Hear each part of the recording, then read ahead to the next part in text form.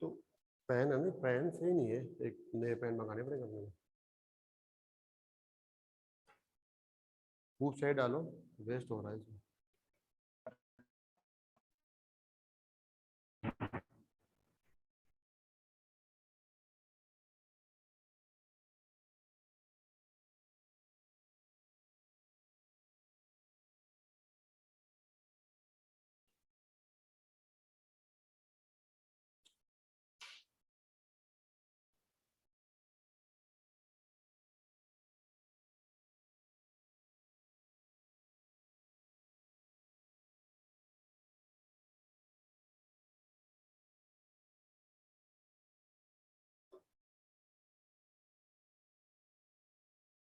Good morning students.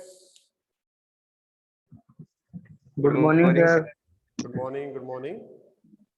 हम next topic start कर रहे हैं, तुल्य समुच्चय।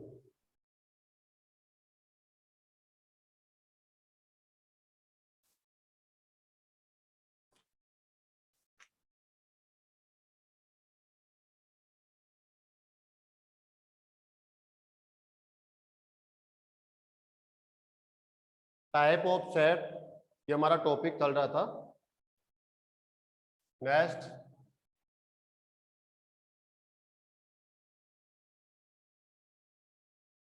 तुल्य समुच्चय।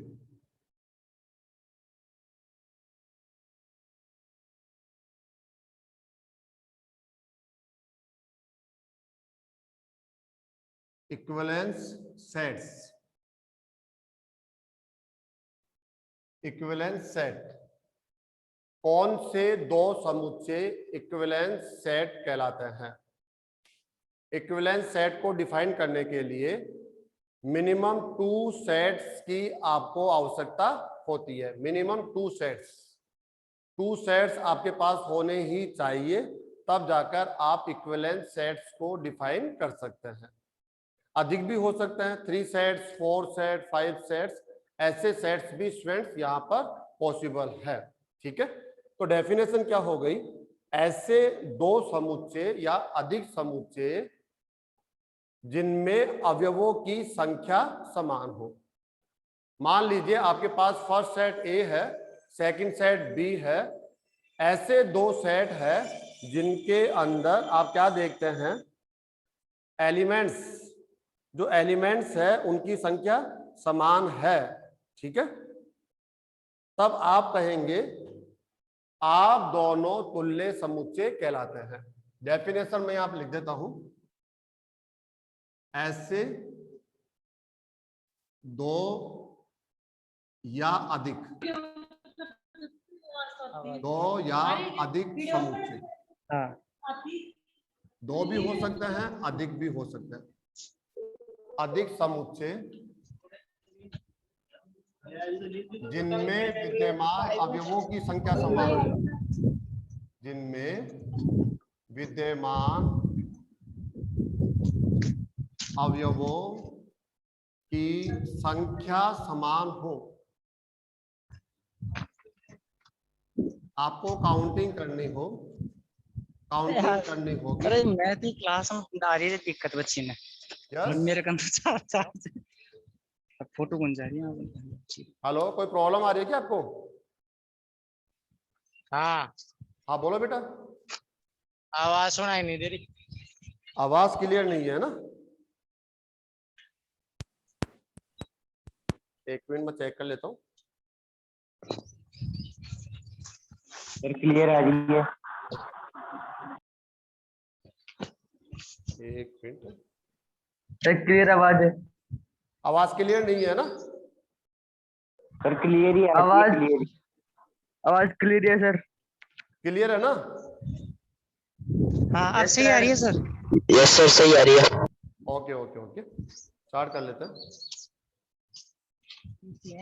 ऐसे दो या अधिक समुच्चय जिनमें विद्यमान अवयवों की संख्या समान हो।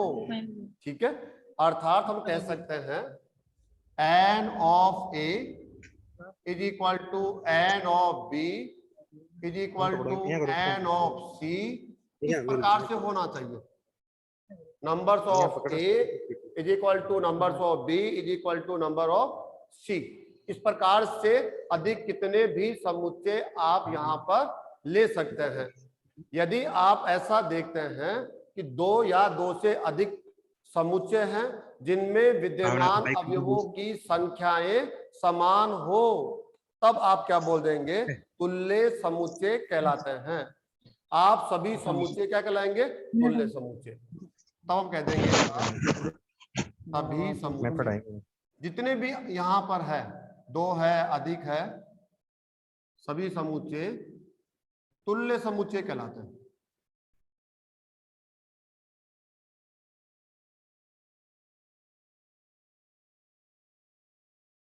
ये लो स्टूडेंट्स, ठीक है। अब तुल्य समुच्चय कहलाते हैं, तो तुल्य समुच्चय को कैसे रिप्रेजेंट करेंगे वो देखिए आप। ये इक्विवेलेंस साइन होता है students, A equivalence to B and equivalence to C and equivalence to D, इस प्रकार से रहेगा स्टूडेंट्स। अगर कोई भी दो समुच्चय तुल्य समुच्चय कहलाते हैं तो मैथमेटिक्स में उनको कैसे रिप्रेजेंट करना है वो आप यहां से देख सकते हैं। ओनली ए एंड बी आपके तुल्य समुच्चय है, तो ये इक्विवेलेंस साइन होता है, तुल्य साइन होता है। दो समुच्चयों को तुल्य समुच्चय दिखाने के लिए इस प्रकार के साइन का हमें यूज करना होता है, ठीक है। तो बहुत सिंपल सी डेफिनेशन है। आपको जो भी दो समुच्चय मिले हैं और पूछा गया है क्या ये दोनों समुच्चय तुल्य समुच्चय है कहलाएंगे, तो आप कैसे जांचेंगे? उन दोनों सेट्स के पास नंबर ऑफ एलिमेंट्स को काउंट करेंगे। सेट ए के पास कितने एलिमेंट्स है ये जानेंगे, सेट बी के पास कितने एलिमेंट्स है ये जानेंगे, लेकिन फिर उसके बाद ये देखेंगे क्या ये नंबर्स इक्वल है। जो नंबर्स ए के पास है वही नंबर्स बी के पास है, काउंटिंग में सेम है। यदि हाँ तो आप कह देंगे दोनों समुच्चय तुल्य समुच्चय कहलाते हैं। यही डेफिनेशन आप दो से अधिक सेट्स में ले सकते हैं। एग्जांपल देखिए स्टूडेंट्स, आप एक एग्जांपल है यहाँ पर, कोई भी एक सेट ले लिया हमने, जैसे बहुत सिंपल सा है, ए ई आई ओ यू। सेकंड सेट कौन है स्टूडेंट? बी है, एक्स। एक्स की डेफिनेशन क्या है स्टूडेंट? देखिए एक्स की डेफिनेशन है एक्स पांडु पुत्र है। एक्स की डेफिनेशन में डाल दिया। हमने यहां पर क्या किया है, एक सेट को तो रोस्टर फॉर्म में लिखा है। जब भी आप ऑल एलिमेंट्स को लिख देते हैं, जितने भी एलिमेंट्स डिफाइन है उस सेट में अवेलेबल है, एग्जिस्ट करते हैं, उनको अगर आपने सबको लिख दिया है तो ये प्रदर्शित करने का जो तरीका है एक समुच्चय को, वो कहलाता है रोस्टर फॉर्म, और ये कहलाता है सेट बिल्डर फॉर्म, समुच्चय निर्माण रूप, ठीक है, या नियम रूप। तो बी की क्या डेफिनेशन है? एक्स इसका एक एलिमेंट है। सभी एलिमेंट को हम किससे रिप्रेजेंट कर रहे हैं? एक्स से। ये एक्स की डेफिनेशन है। एक्स के लिए रूल है, ये प्रॉपर्टी है कि एक्स का मीनिंग क्या है। तो एक्स का मीनिंग क्या है? एक्स पांडु पुत्र है। एक्स कौन है? पांडु पुत्र। यदि आप बी को रोस्टर फॉर्म में लिखना चाहते हैं, अगर आपका इंटरेस्टेड है कि हम इसको रोस्टर फॉर्म में लिखें, तो क्या करना होता है? एक्स के लिए संभावित सभी अवयवों को लिखना होगा। एक्स के लिए जितने भी एलिमेंट संभावित है, और संभावित की परिभाषा यह है कि कौन वो एलिमेंट हो सकता है। तो पांडु पुत्र, स्टूडेंट्स आपने महाभारत देखी होगी, सुना होगा, ठीक है, तो आपके पास जानकारी होगी कि जो पांडु पुत्र है वो कितने हैं? 5, ठीक है। एक तरफ आपने पढ़े हैं कौरव पुत्र में 100, पांडु पुत्र में 5। अब वो पांडु पुत्र कौन है? वो 5 नाम आपको जानने हैं। आपके पास नॉलेज है तो आप लिखिए, नॉलेज नहीं है तो उस नॉलेज को कहीं से कलेक्ट करके यहां पर कंप्लीट कर सकते हैं। तो हम लोग लिख देते हैं। पांडु पुत्र में सबसे पहले हम बोल देते हैं युधिष्ठिर। युधिष्ठिर सबसे बड़ा था। उसके बाद है भीम और अर्जुन, नकुल एंड सहदेव। देखिए स्टूडेंट्स, ये जो सेट हमने सेट बिल्डर फॉर्म में लिखा, समुच्चय निर्माण रूप में लिखा, उसी को हमने रोस्टर फॉर्म में भी लिख दिया। ठीक है ना। रोस्टर फॉर्म में कैसे लिखते हैं, ऑल एलिमेंट्स को लिखना होता है तो रोस्टर फॉर्म हो जाता है। और यदि सभी एलिमेंट्स को नहीं लिखते हुए एक कॉमन नाम से हम प्रदर्शित करें, और वो नाम क्या है, एक्स, और एक्स की क्या डेफिनेशन है वो डेफिनेशन को लिख दे, तो ये आपका सेट बिल्डर फॉर्म कहलाता है। अब आपको ये जानना है स्टूडेंट्स, यहां पर क्या लिखना है, एन ऑफ ए, या हम कह सकते हैं ऑर्डर ऑफ ए, दोनों का मतलब एक ही है। एन ऑफ ए का मतलब है numbers of element in set A. Set ए के पास कितने एलिमेंट्स है, ठीक है, कितने एलिमेंट्स के जो नंबर्स है, या ऑर्डर ऑफ ए कह दीजिए, तो आप यहां से काउंट कीजिए 1 2 3 4 5, 5 एलिमेंट्स है। एन ऑफ बी, या आप कह सकते हैं order of B. Order of B का मतलब हम कल पढ़ रहे थे समुच्चय का क्रम, और क्रम का अर्थ है अवयवों की संख्या।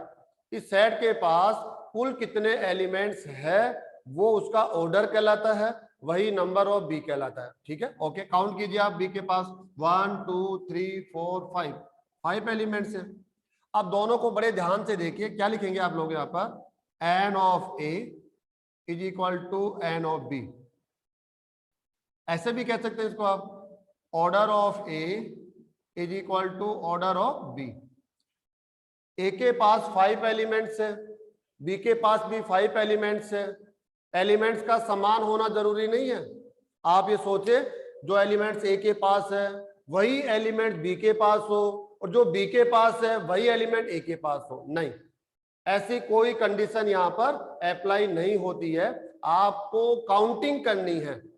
एलिमेंट डिफरेंट हो सकते हैं, एलिमेंट सेम भी हो सकते हैं, कुछ एलिमेंट सेम हो सकते हैं, कुछ डिफरेंट हो सकते हैं। ठीक है, तो हमें उस पर जाना ही नहीं है कि एलिमेंट्स कौन है, कैसे है, नहीं, आपको केवल देखना है कि नंबर ऑफ एलिमेंट्स ए, आपके पास 5 एलिमेंट्स है, एन ओ बी 5 है, इक्वल है ये दोनों नंबर, तब हम क्या कह देंगे, फाइनली हम कहना पड़ेगा सो ए इज इक्वलेंस टू बी।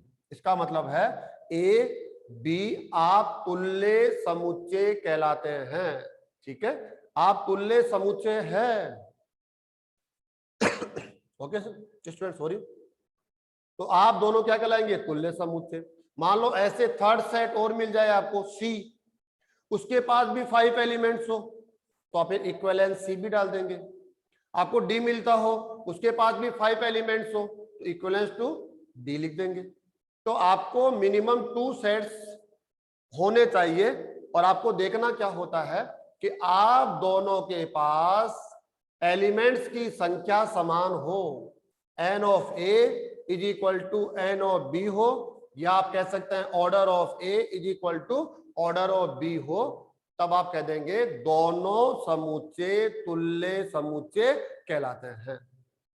सावधानी की क्या बात है, यहाँ पर आपको विशेष रूप से किस बात को और समझना है, नोट जो हम कह सकते हैं इस टॉपिक का वो क्या होगा वो मैंने बता दिया है, एक बार मैं फिर आपके सामने रख देता हूं। नंबर ऑफ एलिमेंट समान होने चाहिए, अवयवों की संख्या समान होनी चाहिए, परिभाषा इतनी ही है। आप उसमें ये मत देखने की कोशिश करना कि एलिमेंट समान होने चाहिए, नहीं, एलिमेंट समान होते हैं तो हमें कोई एक्सक्यूज नहीं है, हमें कोई प्रॉब्लम नहीं है।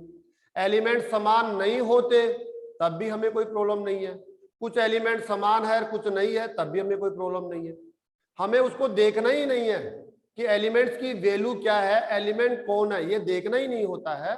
हमें केवल देखना है आप दोनों के पास एन नंबर्स इक्वल हो, नंबर्स ऑफ एलिमेंट्स इक्वल हो, तो आप दोनों समुच्चय क्या कहलाएंगे, तुल्य समुच्चय कहलाते हैं।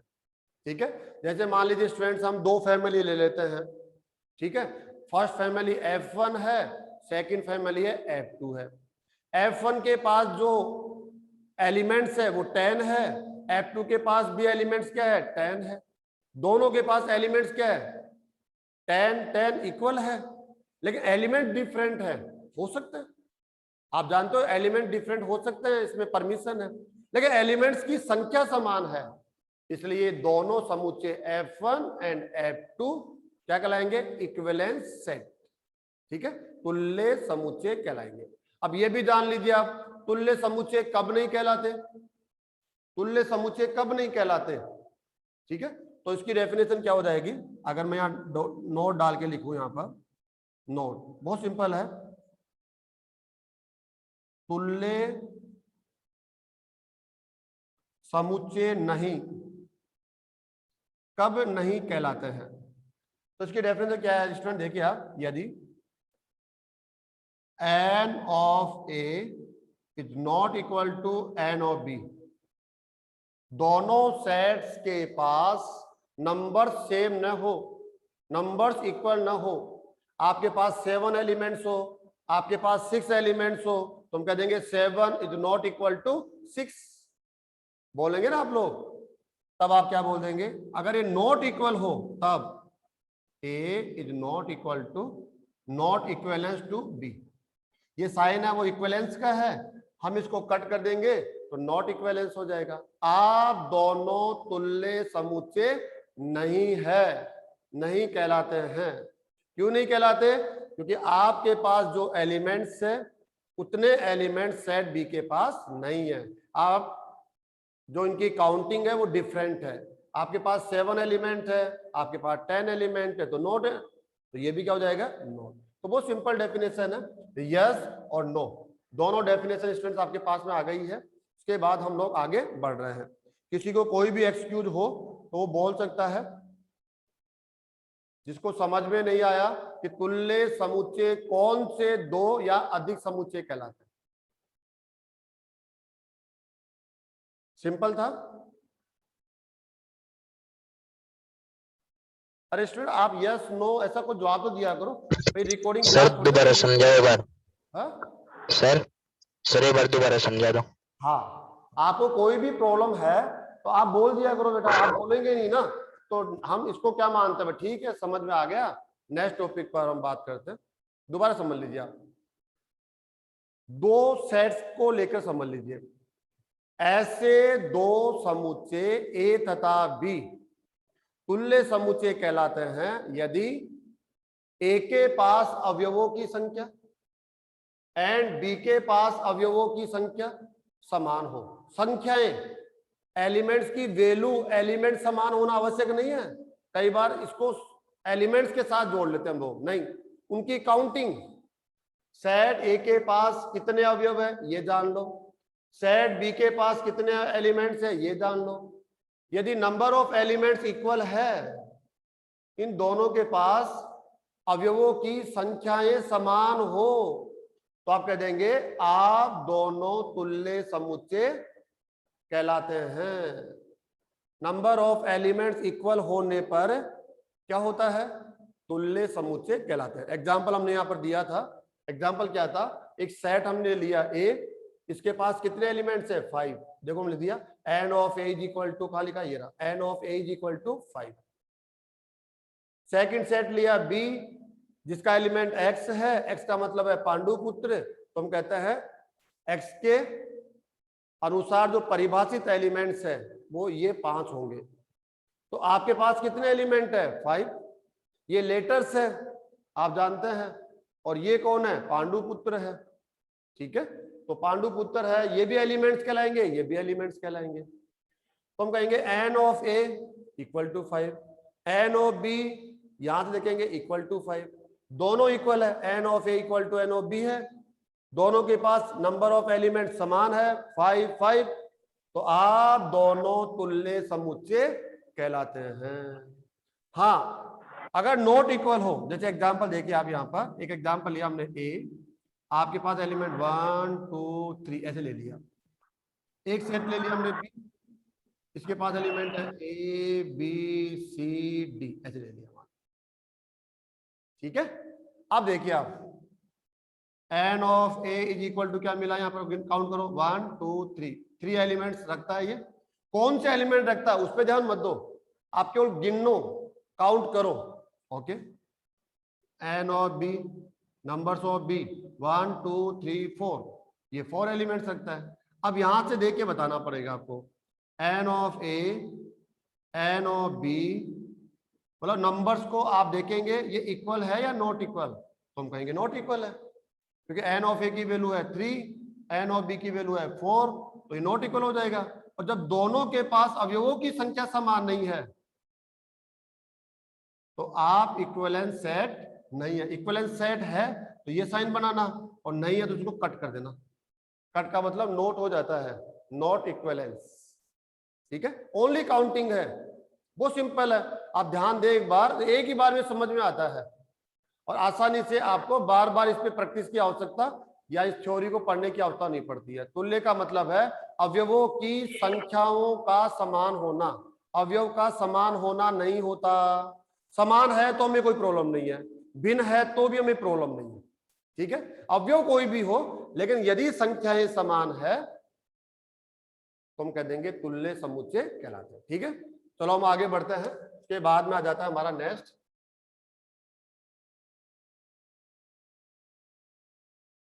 समान समुच्चय। उससे थोड़ा हम एडवांस हो जाते हैं।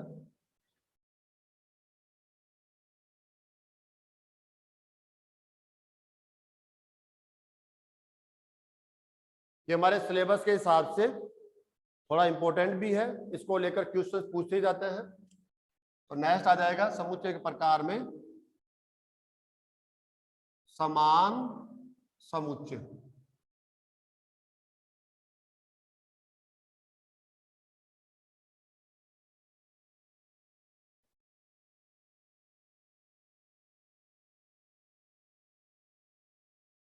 इक्वल सेट, समान समुच्चय, बहुत आसान सी डेफिनेशन है। समान शब्द आप तब यूज ले सकते हैं जब इन दोनों समुच्चयों में या अधिक समुच्चयों में सब कुछ समान हो। भिन्नता आप कर ही नहीं पाए, उनमें अंतर आप कर ही नहीं सकते। देखते आप कहोगे अरे इनमें तो कोई अंतर है ही नहीं, तो फिर ये तो एक ही हुए, ये तो अलग अलग नहीं हो सकते। तो फिर हम कहेंगे दोनों समुच्चय क्या कहलाते हैं, समान समुच्चय कहलाते हैं। एक तरह से आप समझ लीजिए, जैसे आप है, आप मिरर के सामने जाके खड़े हो जाते हैं तो फिर आप क्या कहेंगे कि अरे ये तो मैं ही हूं। आपका जो वहां पर आंसर होता है मिरर के सामने जाने के बाद में, आपको तो अरे ये तो मैं ही हूं। तो फिर क्या कहते हैं, अरे ये तो मेरे समान एक इमेज है, हम कह सकते हैं ये तो मैं ही हूं। उसी को बोलते हैं समान। सब कुछ सेम टू सेम होना, एक जैसा होना, दोनों में जरा सा भी अंतर न होना, कोई भेद ही नहीं हो, सब कुछ समान हो, वहां पर हम समान वर्ड का यूज करते हैं। अब ये जो समान शब्द है वो समुच्चय के साथ लग गया। ठीक है, तो समान समुच्चय कब कहलाते हैं, इसकी परिभाषा मैं लिख देता हूं। पहले दो सेट्स के लिए लिखेंगे। ठीक है, यही डेफिनेशन आप 3, 4, 5 सेट्स में भी कंटिन्यू करेंगे। ठीक है, दो समुच्चय, एक को हम ए ले लेते हैं और दूसरे को हम बी ले लेते हैं। इस प्रकार हो, इस प्रकार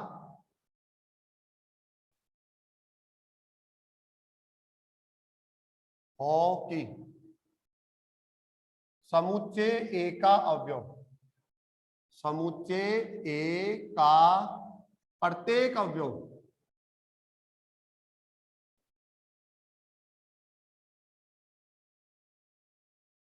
समुच्चय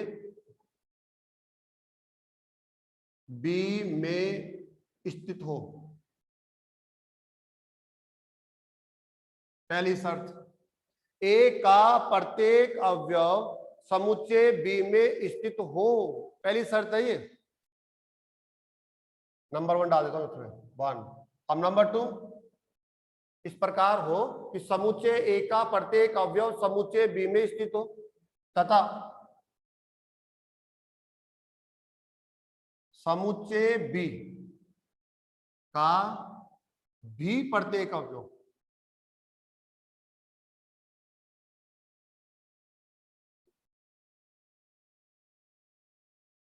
समुच्चय ए में स्थित हो।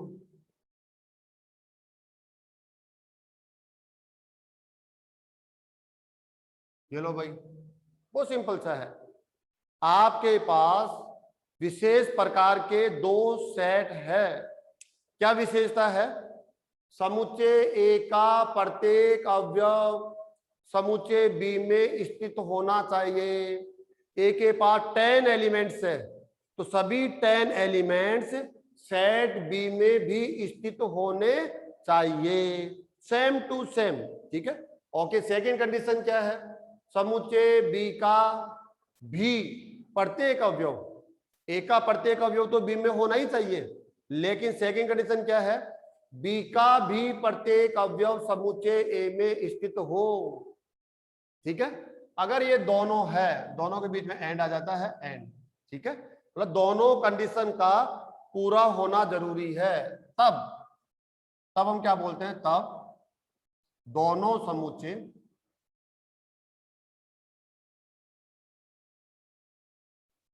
ए तथा बी समान समुच्चय कहलाते हैं, समान समुच्चय कहलाते हैं। ये लो स्टूडेंट्स, इक्वल सेट्स कहलाते हैं। और मैथमेटिकली कैसे लिखेंगे इसके अंदर? A is equal to B, A is equal to B.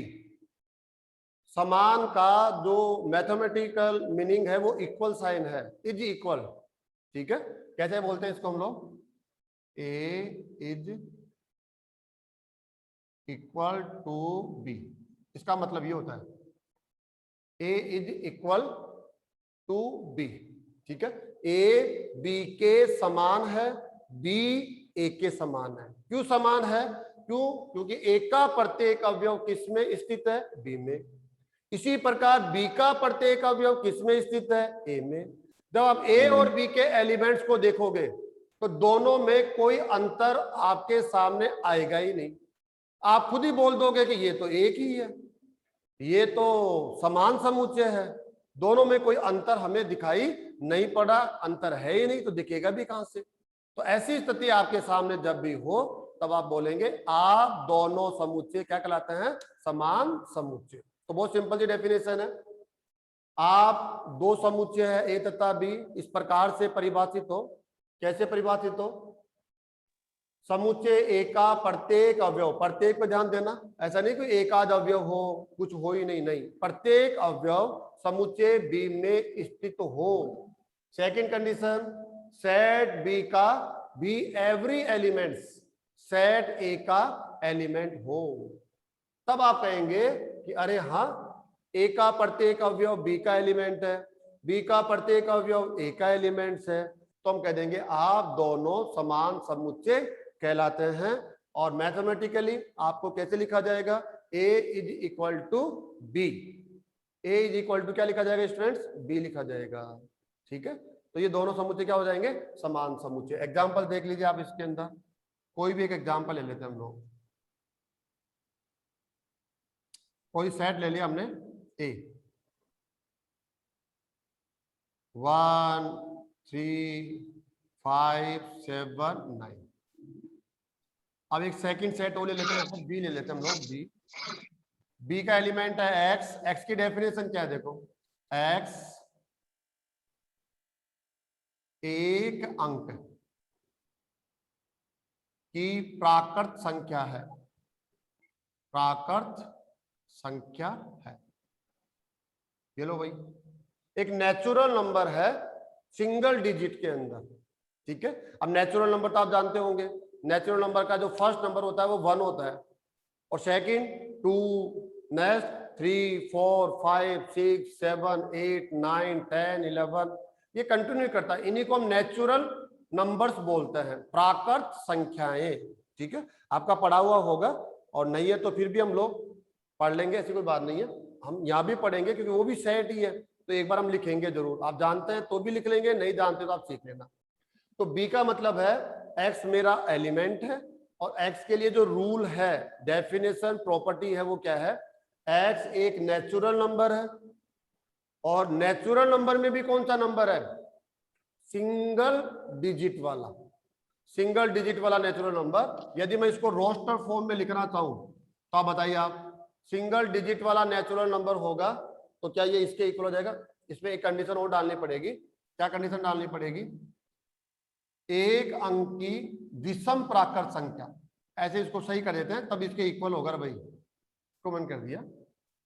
x एक अंक की विषम प्राकृत संख्या है, एक अंक की घटा के एक अंक का, जो भी अच्छा लगे वो देख लेना है ना। चलो अब देखिए, अब एक अंक में 1, आप सिंगल डिजिट में है, विषम भी है और प्राकृत भी है। ओके। नेक्स्ट 2 सिंगल डिजिट है, नेचुरल है, लेकिन विषम नहीं है ना, तो नहीं आएगा। फिर कौन आएगा? 3, नेक्स्ट 5, 7, 9, 11 भी है, लेकिन 11 क्यों नहीं आएगा? क्योंकि वो डबल डिजिट में आ जाएगा, 1 1 2 डिजिट के अंदर है, तो वो नहीं आएगा। अब देखिए दोनों को, आप ए एंड बी को मैच कीजिए। क्या ए का प्रत्येक अवयव बी में है? 1 यहाँ है, 3 भी है, 5, 7 आपका एलिमेंट, इसका भी एलिमेंट है, 9 इसका एलिमेंट है, तो इसका भी एलिमेंट है। ए का एवरी एलिमेंट सेट बी का भी एलिमेंट है, सेट बी में एग्जिस्ट कर रहा है, स्थित है। उल्टा भी चेक कर लीजिए, क्या यही डेफिनेशन बी से ए में है? क्या बी का एवरी एलिमेंट सेट ए में एग्जिस्ट करता है? सेट ए का भी एलिमेंट है। ये आप देखिए, आप इसमें देखते हैं 1 यहाँ है तो यहाँ भी है, 3 भी आपका एलिमेंट है तो ए का भी एलिमेंट है, 5 भी है, 7 भी है, 9 भी है या नहीं है? तो हम लोग यहाँ पर क्या लिखेंगे? ये लिख देना आप। यहाँ पर क्या लिखोगे आप?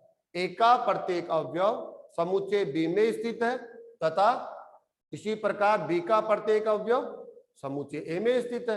अतः हम क्या कह देंगे? ए इज इक्वल टू बी। आप दोनों समान समुच्चय कहलाते हैं। क्यों कहलाते हैं? अंतर करके बता दो। आपको कहीं भी अंतर लगता है कि हाँ ये अंतर है, इनको इक्वल नहीं कह सकते, क्यों? नाम का अंतर है, ठीक है, लेकिन एलिमेंट्स के बेसिस पर हम देखेंगे तो ये इक्वल है। जो काउंटिंग देख लो, एक तो आप 1 2 3 4 5 एलिमेंट रखता है, 1 2 3 4 5, दोनों के पास 5 5 एलिमेंट्स है। और जब एलिमेंट समान हो, एलिमेंट्स की संख्या समान हो, तब आप उसको तुल्य समुच्चय कहते हैं। तो ये तुल्य समुच्चय भी कहलाएंगे, क्योंकि आप 5 एलिमेंट्स रखते हैं, आप भी 5 एलिमेंट्स रखते हैं। तो अगर नंबर्स इक्वल है तो इक्विवेलेंट सेट, जो अभी हमने टॉपिक पढ़ा वो है, ये इक्विवेलेंट सेट भी कहलाएंगे। लेकिन केवल संख्याएं समान नहीं है, आप इनको मैच करोगे वो भी समान है। 1 यहाँ है तो वहां भी है, 3 3 5 5 7 7 9 9, सब कुछ मैच हो रहा है। इसलिए आप इसको तुल्य समुच्चय तो बोलेंगे ही बोलेंगे इनको, लेकिन हम थोड़ा आगे बढ़ के बोलेंगे कि अरे आप तो समान समुच्चय भी है, ठीक है ना। तो इस प्रकार से एग्जाम्पल हो गया स्टूडेंट्स ये। और अगर आप लिखना चाहो, एंड ये भी लिख सकता हूं मैं, ए इज इक्वलेंस टू बी, ये भी लिख सकता हूं, ऐसा नहीं है नहीं लिख सकता। जो समान समुच्चय होते हैं वो इक्विवेलेंस तो होंगे ही होंगे, क्योंकि आपके पास 5 एलिमेंट्स है तो आपके पास भी 5 एलिमेंट्स है, तो इक्विवेलेंस हो गए। लेकिन एलिमेंट्स ही समान है। अगर डिफरेंट हो, ये अलग हो, ये ABCDE ऐसे हो, तब तो हम इक्विवेलेंस बोलेंगे, इक्वल नहीं बोलेंगे। इक्विवेलेंस में समान होना जरूरी नहीं है एलिमेंट्स का, काउंटिंग समान होना जरूरी है। लेकिन इक्वल क्या कहता है? सब कुछ समान, सब कुछ, काउंटिंग भी समान हो, एलिमेंट्स भी सेम टू सेम हो, कॉपी हो, डिक्टो हो, तो आप कह देंगे इक्वल सेट कहलाते हैं। ठीक है स्टूडेंट्स, तो ये हमने पढ़ लिया यहाँ पर समान समुच्चय किन्हें कहा जाता है। तुल्य समुच्चय पढ़ लिया, समान समुच्चय हम लोगों ने पढ़ लिया है। एक एग्जाम्पल और हम यहाँ दे लेते हैं, कोई भी एग्जाम्पल। जैसे हमने एक सेट ले लिया सी, ठीक है, और सेट सी हम ले लेते हैं इसके अंदर